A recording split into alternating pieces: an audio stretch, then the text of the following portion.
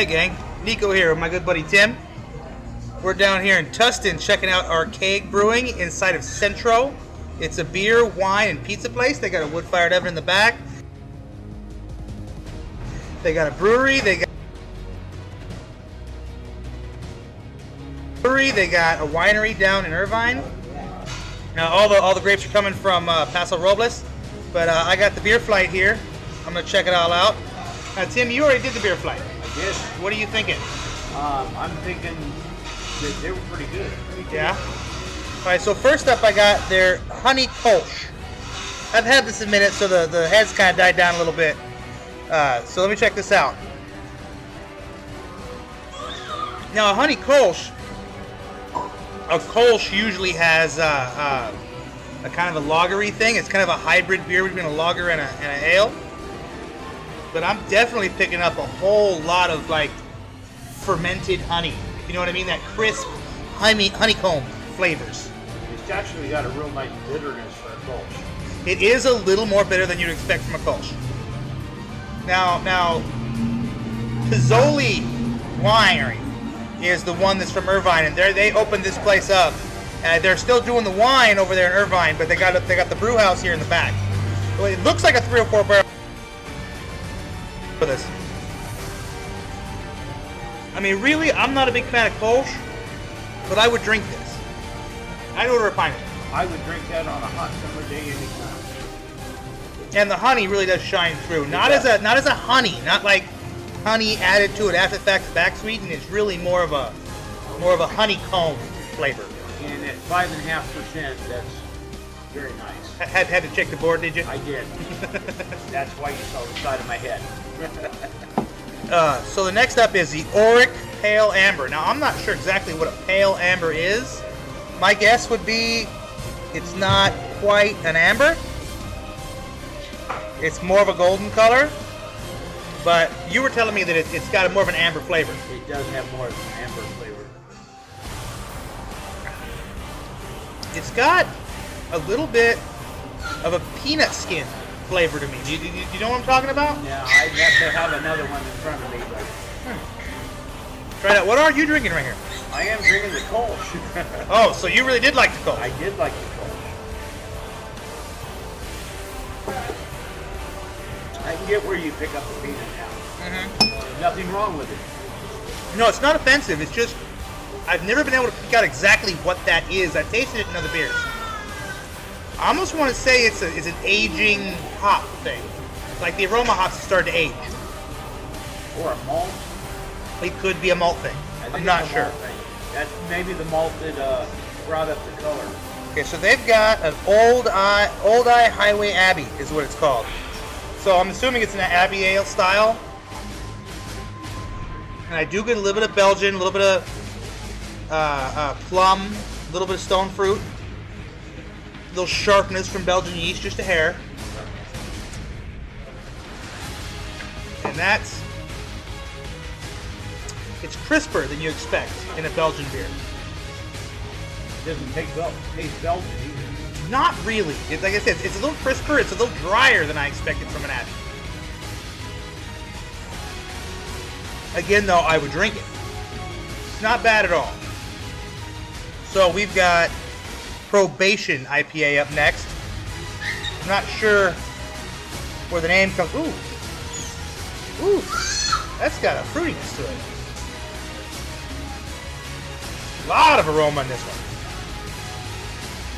Let me taste that, because I think they might have missed my flavor. It's not quite in the flavor, though. It's got bitterness, but it's more of an East Coast style IPA. I would agree. A little maltiness, nice bitterness, without a lot over the top hop flavor. I'd like to see it dry hop, but that's just, it's California. You kind of expect it. So that's what we like here.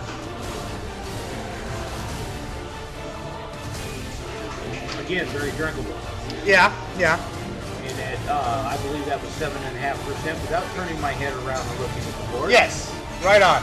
Now, Grapefruit IPA came highly recommended from my friend Liz Morella. She was out here waiting for me, and I took too long to get here, so she had to take off. lot of grapefruit, no hops. Grapefruit, huh? So what's grapefruit mean? Grapefruit. No, it says grape boot is the name of the beer. It's got grapefruit. It's just wow. It's all grapefruit. Yeah, that's not from the hops. That's grapefruit. That's like grapefruit rind in the dry hop. Absolutely, I think so. Like a lot. Whoa. It's intense. like drinking a grapefruit beer. I mean, like grapefruit Sculpin has nothing on this nose. Nothing. This is I expect this to taste like grapefruit juice. It is going to taste like grapefruit juice. And it does. It almost tastes like I had a grapefruit beer mosa on Mother's Day. Or you took a bite from a grapefruit and then drink a pale ale. I'm not getting a whole lot of hop bitterness out of it. No. I'm not getting. This is really more of a pale ale with a lot of grapefruit. It's very, very different. But at 7.5%, it's a strong pale ale. And I'm sure a lot of people would really fall in love with that. I can see a lot of people really digging that too, especially with the popularity of grapefruit Sculpin. So, but I'd like to see more hop character out of it. That's exactly what I said when I tasted it. I said there's no hop character. It's all grapefruit. It's a little gimmicky. But again, I find it very refreshing here on a hot day. I would. Now I was hearing some pretty weak things about this brewery. I've only from the heard back. one, but I mean, that's the only opinion I ever heard. But I'm going to have to dispute that opinion because I think every one of the beers are well made. I'm not a huge fan of the pale amber, going to be honest.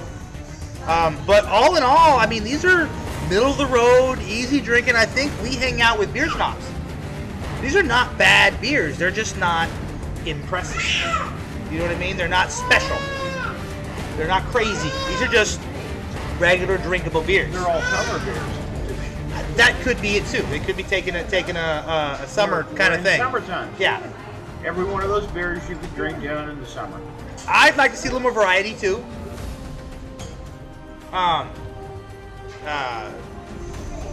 So Tim, what did you order as far as food? I know they pizza is kind of their thing here. So what did you order as far as pizza? Well, you didn't get it yet. But, the menu's gone. I don't have the menu. Sorry, Put the menu back.